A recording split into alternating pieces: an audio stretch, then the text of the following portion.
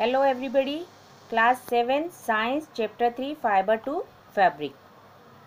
इससे पहले वाली वीडियो में मैंने आपको फाइबर टू फैब्रिक का स्टार्ट कर दिया था लेसन, और फाइबर कैसे ऑब्टेन करते हैं, कौन से एनिमल से ऑब्टेन करते हैं, वो सब बताया था।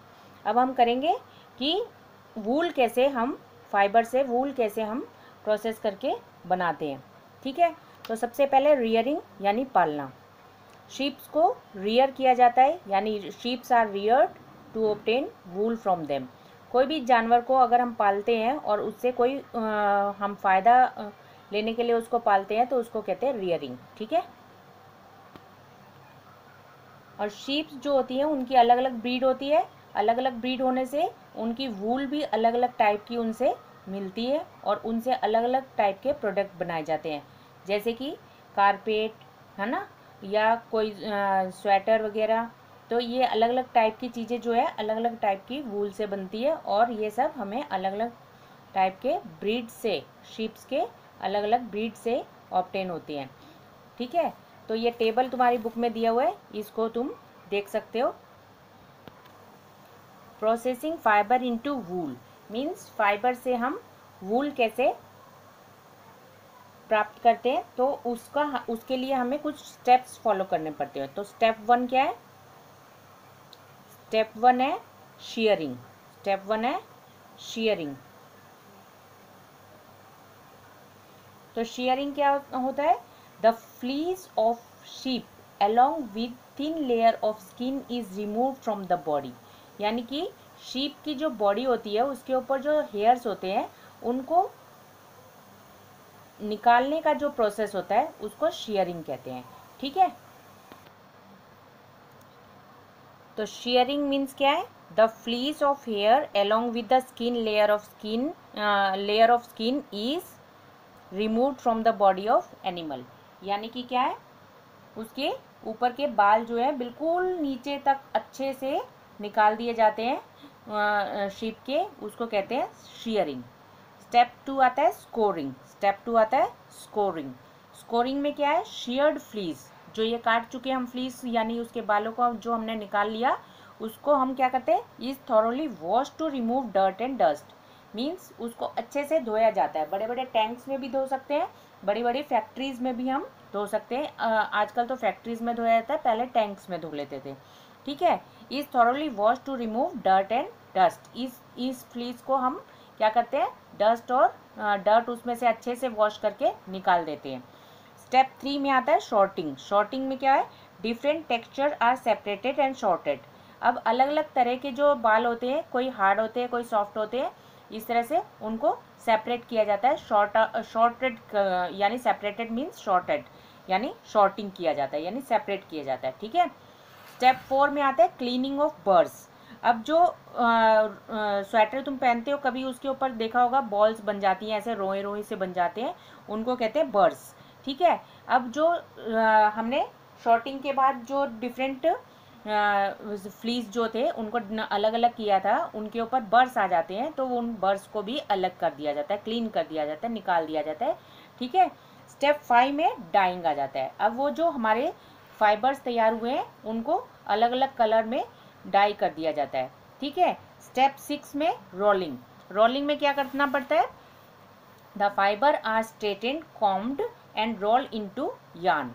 फाइबर्स को अच्छे से सीधा किया जाता है और उनको कॉम्ब किया जाता है, कंघे से जैसे हम बालों को कॉम्ब करते हैं वैसे ही उनके हेयर को कॉम्ब किया जाता है, और बड़े बड़े यार्न्स में उनको रोल कर दिया जाता है, यानी कि उनको रोल करके यार्न बना दिए जाते हैं। ओके, अब जो लॉन्ग, इसमें से लॉन्ग फाइबर्स होते हैं उससे वो वूल बना लेते हैं, और शॉर्ट फाइबर्स जो उनसे होते हैं उनसे हम क्या कर देते हैं? कॉटन क्लोथ्स बना लेते हैं, वुलन क्लोथ्स बना लेते हैं। अच्छा, ऑक्यूपेशनल हजार्ड। ऑक्यूपेशनल हजार्ड क्या होता है? Risk faced by workers in any industry are called occupational hazards. Means कोई भी वर्कर है इंडस्ट्री में तो उनको जाना ही है क्योंकि उनकी जॉब है, तो वो उनका ऑक्यूपेशन है, और उसकी वजह से उनको कोई रिस्क हो जाता है, कोई उनकी जीवन को खतरा हो जाता है, तो उसको कहते हैं ऑक्यूपेशनल हजार्ड्स। इसी तरह से जो हमारे ये वूल बनाने के दौरान जो सॉर्टर्स जॉब होता है, यानी शॉर्टिंग करने का जो काम होता है वो होता है सॉर्टर्स जॉब। ठीक है, इसमें क्या होता है, ये थोड़ा रिस्की होता है, क्योंकि जब ये काम कर रहे होते हैं तो एक बैक्टीरियम जो होता है जिसका नाम है एंथ्रेक्स, उससे ये इन्फेक्टेड होने का इनको खतरा रहता है, रिस्क रहता है। ठीक है, तो इसीलिए कहेंगे sorters job is risky as sometimes they get infected by a bacterium anthrax. ठीक है, और ये एंथ्रेक्स बैक्टीरियम क्या करता है, इनको ब्लड डिसीज दे देता है। कौन सी डिसीज दे देता है, एक ब्लड डिसीज दे देता है जिसका नाम ही शॉर्टर्स डिसीज रख दिया गया है। ठीक है, तो बैक्टीरियम एंथ्रेक्स से क्या होता है, ब्लड डिसीज हो जाती है। क्या हो जाता है, और ब्लड डिसीज का नाम क्या रखा गया है, शॉर्टर्स डिसीज। ओके, अब हम पढ़ेंगे सेरिकल्चर। सेरिकल्चर क्या है, the rearing of silk worm for obtaining silk, यानी कि सिल्क को पाने के लिए जो सिल्क वॉर्म्स को पाला जाता है उसको कहते हैं सेरिकल्चर। अच्छा, life cycle of silk moth, इसमें क्या होता है, सबसे पहले फीमेल जो एक फीमेल मॉथ होता है, ठीक है, उससे क्या होता है, अंडे होते हैं, वो अंडे देता है। अंडे जो होते हैं वो किस में डेवलप हो जाते हैं, कैटरपिलर में डेवलप हो जाते हैं। और कैटरपिलर जो होता है वो अपने आसपास एक थ्रेड लाइक स्ट्रक्चर से अपने को कवर कर लेता है और कुकून बना देता है। जो एक कवरिंग है ये जो, उसको कहते हैं कुकून। ठीक है, और ये कुकून के बाद जब वो ये कुकून तोड़कर बाहर निकलता है तो वो क्या बन जाता है, वापस अपना मॉथ बन जाता है। ओके, तो ये होती है life cycle of silk moth.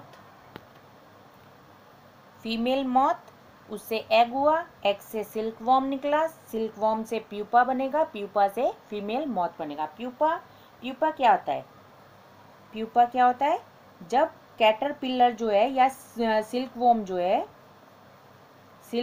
जो है इसके चारों तरफ एक कुकून बन जाता है, यानी ये जो कवरिंग है इसको कुकून कहते हैं। क्या कहते हैं, कुकून। जो कवरिंग है उसको कुकून कहते हैं। प्यूपा, सिल्क वॉर्म, उसके ऊपर जो कुकून की एक लेयर कवर कर देती है उसको, तो सिल्क वॉर्म के ऊपर कुकून की कवरिंग बनने के बाद वो जो एक चीज बनती है उसको कहते हैं प्यूपा।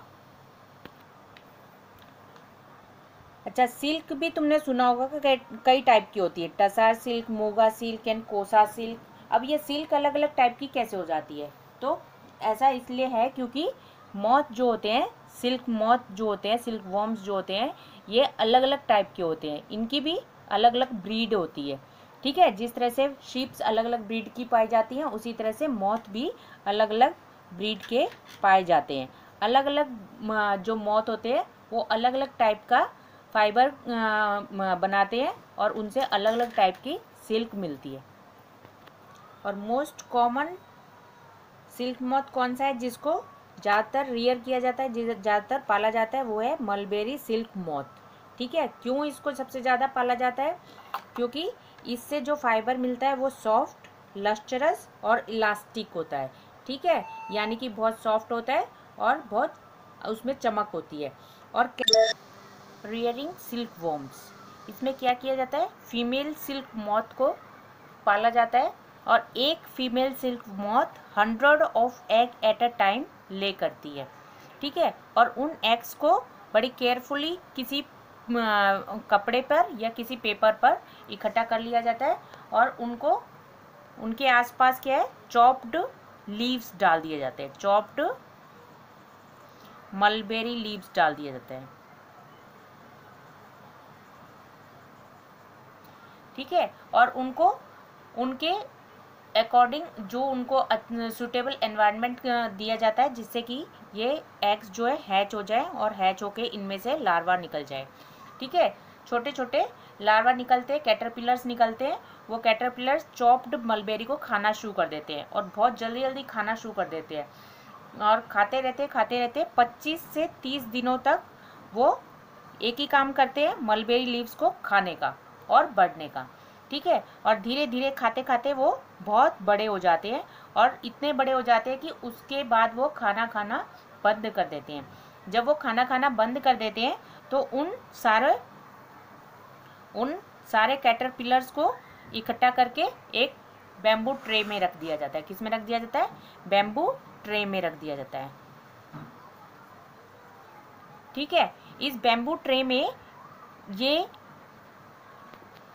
इस बैम्बू ट्रे में ये जो हमारे कैटरपिलर रख दिए जाते हैं, तो ये क्या करना शुरू करते हैं, एक अपने मुंह से एक तरह का सिक्रीशन निकालते हैं और इधर उधर हिलते रहते हैं, 8 के शेप में हिलते रहते हैं, जिससे कि इनके ऊपर वो पूरा सिक्रीशन कवर हो जाता है और हवा में एयर के कांटेक्ट में आने से वो बिल्कुल थिक जो लेयर होती है वो थिक हो जाती है, यानी थोड़ी सख्त हो जाती है।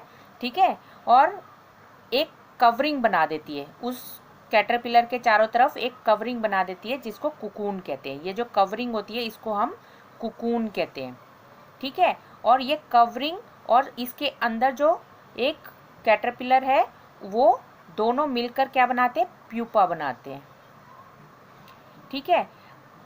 तो अब क्या किया जाता है, क्योंकि हमें यहाँ से सिल्क ऑब्टेन करना है, इसीलिए इसके अंदर जो कीड़ा है उसको मार दिया जाता है। मारा कैसे जाता है?